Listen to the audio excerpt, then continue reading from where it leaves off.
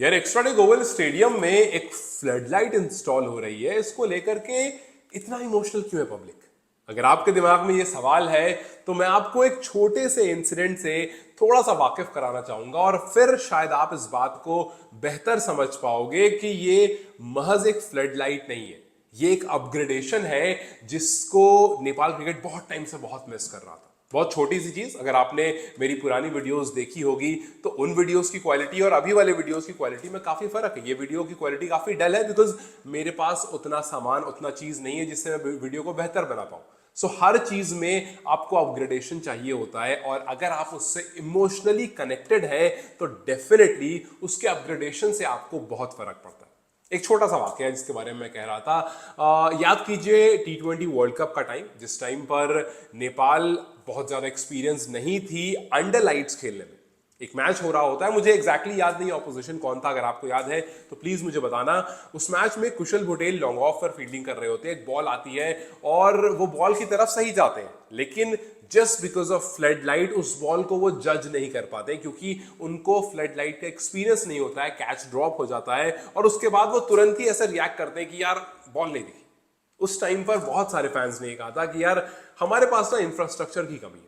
हमारे खिलाड़ी अच्छे हैं, वो लगातार परफॉर्म कर रहे हैं, लेकिन हमारे पास उतनी अच्छी कोचिंग स्टाफ नहीं है, हमारे पास उतनी अच्छी इंफ्रास्ट्रक्चर नहीं है और शायद इसी वजह से जब हम बड़े प्लेटफॉर्म पर जाते हैं तो काफी बार फेल हो जाते हैं।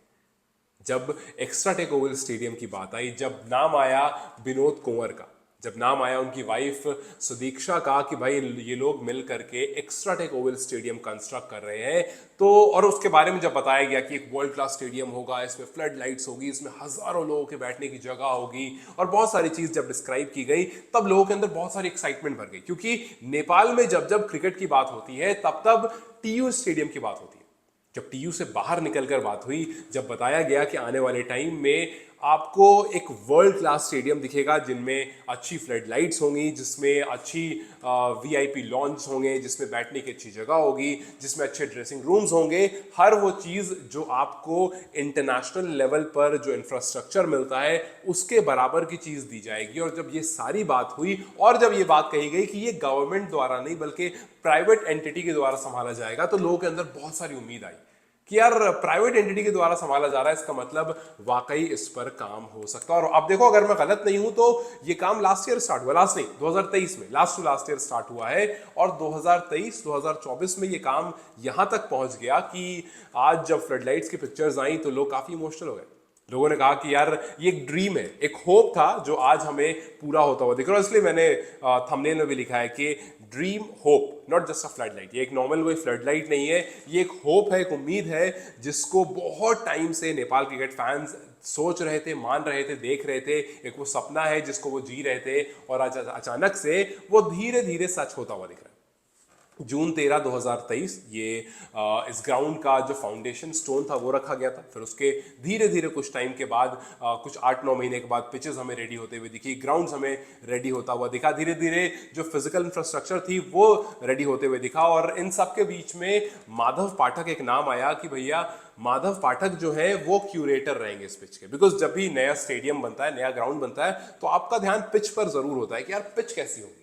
माधव ये वही पिच क्यूरेटर हैं जिन्होंने अबू धाबी, यूएई में जो अबू धाबी है जहां शेख जायद क्रिकेट स्टेडियम है, उसके क्यूरेटर रहे। उस वहां पर जो पिच क्यूरेट की गई है माधव ने ही क्यूरेट की है और उन्हीं को जिम्मेदारी दी गई इस particular extra tech oval stadium की भी पिच को तैयार करने को। और उसके बाद लोगों ने कहा कि नहीं भैया, काम जो है वो थोड़ा सीरियसली हो रहा है। And that is the reason कि आज जब हम पैराफेट की बात कर रहे हैं, आज जब हम फ्लडलाइट्स की बात कर रहे हैं, आज जब हम ग्राउंड्स की बात कर रहे हैं, आज जब हम पीएम कप की बात कर रहे हैं और आज जब हम क्रिकेट को काठमांडू से बाहर निकल कर देखने की बात कर रहे हैं, तब बहुत लोग ये कह रहे हैं कि यार वी आर होपिंग कि वी आर वेटिंग कि अब कब पीएम कप स्टार्ट होगा और कब हम जाकर के वहाँ देखेंगे कि भैया किस तरह का ग्राउंड तैयार हुआ है और क्या वाकई जो इंटरनेशनल लेवल की बात हो रही थी वहाँ से मीट करता है या नहीं करता है। हालांकि बहुत लोग हैं जो लाइट्स की सॉरी जो लाइट्स की क्वालिटी पर सवाल उठा रहे हैं कि भैया लाइट्स जो है वो जितनी बड़ी बातें की गई थी उतनी बेहतरीन नहीं है, हालांकि वो थोड़े नेगेटिव्स हैं, उस पर फिलहाल हम नहीं जाएंगे बिकॉज जो कुछ भी हो रहा है वो बहुत सारी मेहनत और बहुत सारी मशक्क़त के बाद हो रहा है। जो फाउंडेशन रखा गया और जिस तरह से उस पर अब तक काम हुआ है,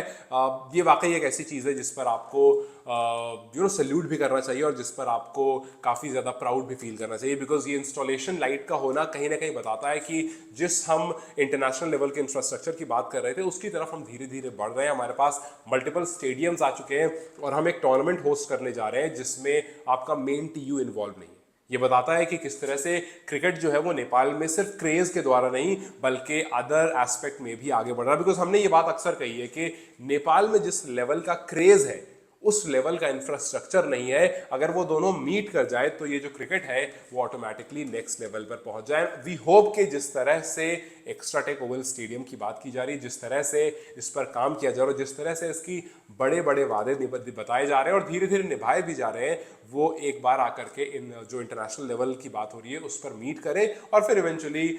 नेपाल क्रिकेट का जो कंपटीशन है, और खास करके ये मैं इसलिए नहीं कह रहा हूँ कि भाई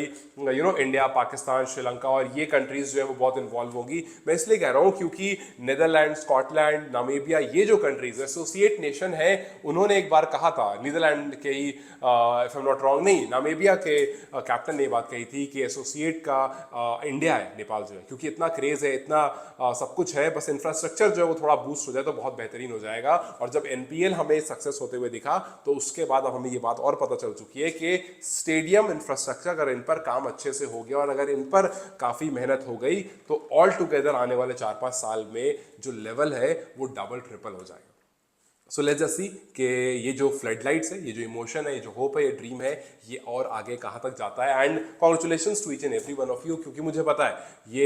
एक नॉर्मल फ्लड लाइट नहीं है, ये एक इमोशन है और ये एक होप है, एक इंतज़ार है जो बहुत दिन से लोग इंतज़ार कर रहे थे कि जल्द से जल्द सामने आए, सक्सेसफुल हो, दिखे, हम वहाँ जाएँ, बैठें और मैच को एक्सपीरियंस करें। सो ऑल दोज जो एक्स्ट्रा टेक के आसपास रहते हैं, बहुत बहुत कॉन्ग्रेचुलेशंस कि आप जा करके वहाँ मैच विटनेस करोगे बहुत जल्दी, और जो लोग प्लान कर रहे हैं उन लोगों के लिए भी बहुत बहुत मुबारकबाद। Till then, you guys take care. I'll see you very soon.